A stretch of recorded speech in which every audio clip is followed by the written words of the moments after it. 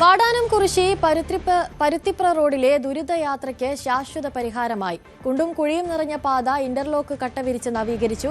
20 ലക്ഷം രൂപയാണ് നവീകരണത്തിനായി ചെലവഴിച്ചത്.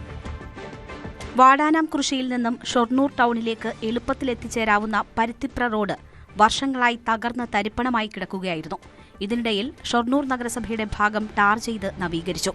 തുടർന്നാണ് ഓങ്ങല്ലൂർ പഞ്ചായത്തിന്റെ കീഴിൽ വരുന്ന ഭാഗം ഇന്റർലോക്ക് കട്ടകൾ വെച്ച് നവീകരിച്ചത്. ഗ്രാമപഞ്ചായത്തിന്റെ 20 ലക്ഷം രൂപ ചെലവഴിച്ചാണ് പ്രവർത്തികൾ നടത്തിയത്. പ്രദേശത്തെ ഇന്റർലോക്ക് നിർമ്മാണ കമ്പനിയായ ക്യാപിറ്റലിന്റെ സഹകരണവും പദ്ധതിക്ക് ലഭിച്ചു. നവീകരണം പൂർത്തിയായ പാത മുഹമ്മദ് മുഹ്സിൻ MLA ഉദ്ഘാടനം ചെയ്തു. ഏറ്റവും പ്രധാനപ്പെട്ട റോഡായിട്ട് ഈ റോഡ് മാറുമ്പോൾ തന്നെ ഇനിയും കുറച്ച് വർക്കുകൾ അതിലുണ്ട്. അതുകൂടി പൂർത്തീകരിക്കുമ്പോൾ ഈ പരിസരത്തെ ഏറ്റവും മികച്ച റോഡായിട്ട് ആ റോഡ് മാറുന്നു. 700 മീറ്റർ റോഡാണ് ഇന്റർലോക്ക് കട്ട വിരിച്ചത്. കോൺക്രീറ്റ് പ്രൊട്ടക്ഷനും ഒരുക്കിയിട്ടുണ്ട്. മുൻപ് ഈ റോഡിലൂടെ കാൽനട യാത്ര പോലും ദുസ്സഹമായിരുന്നു. കുത്തനെ ഇറക്കവും തകർച്ചയും വാഹനയാത്രക്കാർക്ക് പ്രയാസം സൃഷ്ടിച്ചിരുന്നു. റോഡ് നവീകരിച്ചതോടെ ഷൊർണൂർ ടൗണിലേക്കുള്ള നിരവധി ആളുകളാണ് ഇതിലൂടെ യാത്ര ചെയ്യുന്നത്. ന്യൂസ് 18 പാലക്കാട്.